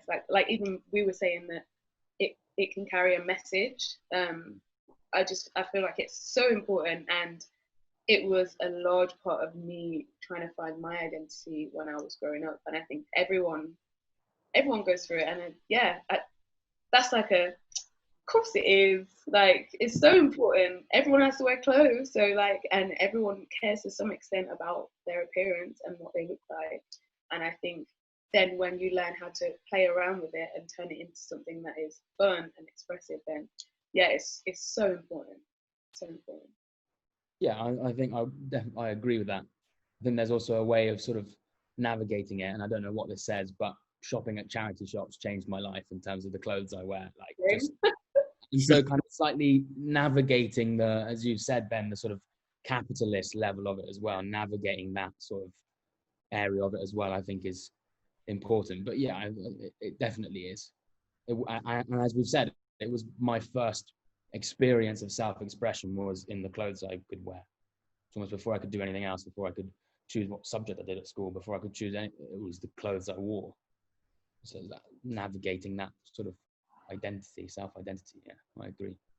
I think power is political, and fashion has power, and it's a political moment, especially for, I think, specifically trans people, to be out there and be visibly trans, to be visibly black and trans, to be visibly different and intersectional and unique as a trans person. And so many of us find that through fashion.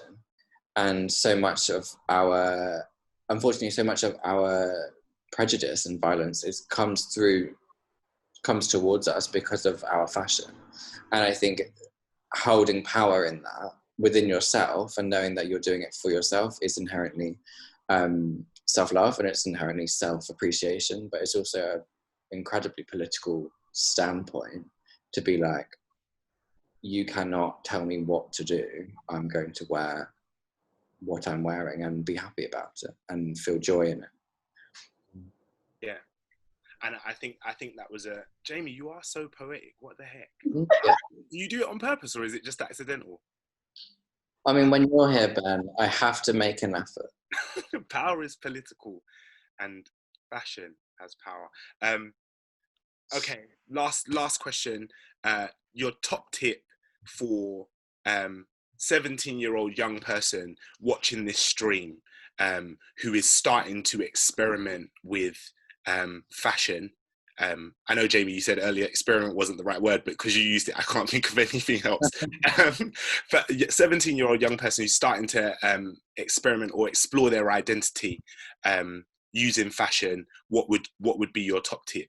Freddie, you already said one, but you have to do another one. Shopping charity shops is a really good one, so I'm stealing that. Thank you. No, that's not. No, it's too late. Sorry, I'm sorry. Anybody else? What would you say is your top tip? More is more. Don't take anything off.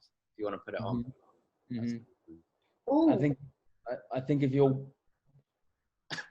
so long as you're safe, if you're worried about wearing something, give it a go and see what happens. And I did that with painting my nails 5 years ago and haven't stopped doing it since. So I think it is just take that small risk and see what happens. I would say something that I do, or something that I've always done, and I realized it the other day. I will always put a piece on that shouldn't make sense, and it makes sense, and that's what makes the outfit different than how someone else would wear it. So it's like people always, well, not always, but you know, like back in the days, like Gokwan, all these people tell you like how to dress, and you have the same color bag, and you have the same color shoes, and you have this, that, and the other. Like I always throw something, a bag or a pair of socks that don't make sense, and then that's what makes the outfit like you. And I think people are they don't even think about stepping outside and like, oh my god, I'm not gonna put like those green socks with them orange trainers. But it's like, well, why not? So I think try something that you think don't make sense, and most of the time it makes sense. Yeah. So more is more. Try something different and try something that you think doesn't make sense. It's all important. I started watching Drag Race during lockdown for the first time, and in the words of the immortal RuPaul, we're all born naked. No, okay, and the rest is drag. Oh, thanks, Char. Thank you. I thought I was going to be by myself. Okay, thank you to everybody on our panel. You lot are amazing. And you're all doing amazing work. So I want to make sure you have an opportunity to share where people can find you, where they can find out more about what you're doing, what you're up to, whether that's organizations you work for, your personal social media, starting with Jamie. Yep, so you can find me on Instagram at Jamie_Windust, and it's the same on Twitter. And my debut book, In Their Shoes, is out in October, so keep your eyes peeled for that. Freddie? Yeah, you can find Voicebox at voiceboxcic.com. You can find more information on Voicebox at voiceboxcic.com, voicebox.theatre on Instagram, voicebox.org on Facebook, and Voicebox tweets on Twitter. My personal Instagram is Ellesse Char, so Ellesse like sports brand, then CHAR. And Girls Will Be Boys Instagram is just girlswillbeboys_. You can find me online at The Real Ben Hurst on everything, and at Good Lad Initiative on Instagram and GL Initiative on Twitter. So thank you everybody for joining us this evening, and have a wonderful night.